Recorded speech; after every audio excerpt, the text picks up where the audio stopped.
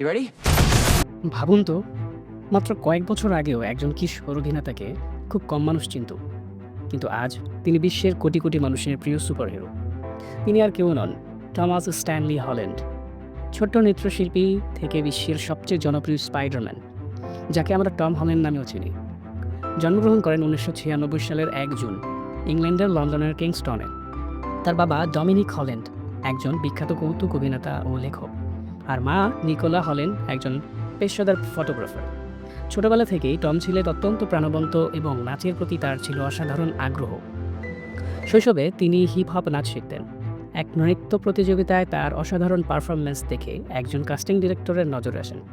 সেখান থেকেই তার জীবনের মোড় ঘুরে যায়। পরে তিনি লন্ডনের বিখ্যাত musical Billy Elliot the musical এ অভিনয়ের সুযোগ পান। মঞ্চে তার অভিনয় ও নাচ দর্শকদের মুগ্ধ করে এবং তিনি দ্রুতই নতুন প্রতিভা হিসেবে পরিচিতি লাভ করেন। 2012 সালে মুক্তি পায় তার প্রথম বড় চলচ্চিত্র দ্য ইম্পসিবল।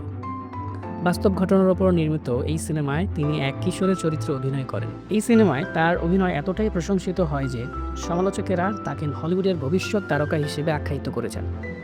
এরপর ধীরে ধীরে তিনি আরও কয়েকটি চলচ্চিত্রে অভিনয় করেন, কিন্তু তার জীবনের সবচেয়ে বড় সুযোগ আসে 2015 সালে, যখন মার্ভেল স্টুডিওস নতুন স্পাইডারম্যান খুঁজছিল। হাজার হাজার অভিনেতার অডিশনের পর নির্বাচিত হন টম হল্যান্ড। 2016 সালে ক্যাপ্টেন আমেরিকা সিভিল ওয়ার সিনেমার মাধ্যমে প্রথমবারের মতো স্পাইডারম্যান হিসেবে পর্দায় হাজির হন টম হল্যান্ড। মাত্র কয়েক মিনিটের উপস্থিতিতেই দর্শকদের মন জয় করে নেন। তার তরুণ, হাস্যরস্যপূর্ণ এবং বাস্তবসম্মত অভিনয় আগের সব স্পাইডারম্যান থেকে আলাদা। এরপর একের পর এক আসে Spiderman Homecoming, Avengers Infinity War, Avengers Endgame, Spiderman Far From Home এবং স্পাইডারম্যান নো ওয়ে হোম।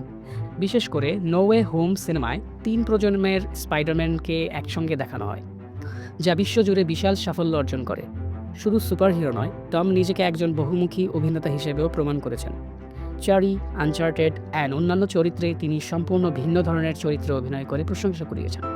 ব্যক্তিগত জীবনে টম হল্যান্ড বেশ শান্ত স্বভাবের। তিনি বহু বছর ধরে অভিনেত্রী জান্ডায়ার সঙ্গে সম্পর্কে রয়েছেন। দুজনের পরিচয় হয় স্পাইডারম্যান সিনেমার শুটিং সেটে। পরবর্তীতে তাদের সম্পর্ক প্রকাশ্যে আসে এবং বর্তমানে তারা হলিউডের অন্যতম জনপ্রিয় তারকা জুটি হিসেবে পরিচিত। 2026 সালে মুক্তি পেয়েছে স্পাইডারম্যান ব্র্যান্ড নিউ ডে, যেখানে টম হল্যান্ড চতুর্থবারের মতো একক স্পাইডারম্যান হিসেবে ফিরে এসেছেন।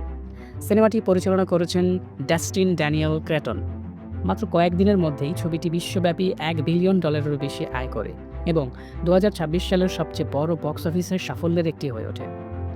এছাড়াও 2026 সালে পরিচালক ক্রিস্টোফার নোলানের মহাকাব্যিক চরিত্র দ্য ওডিসিতেও গুরুত্বপূর্ণ চরিত্রে অভিনয় করেছেন টম হল্যান্ড। আজ টম হল্যান্ড কেবল একজন অভিনেতা নন, তিনি নতুন প্রজন্মের অন্যতম বড় হলিউড আইকন।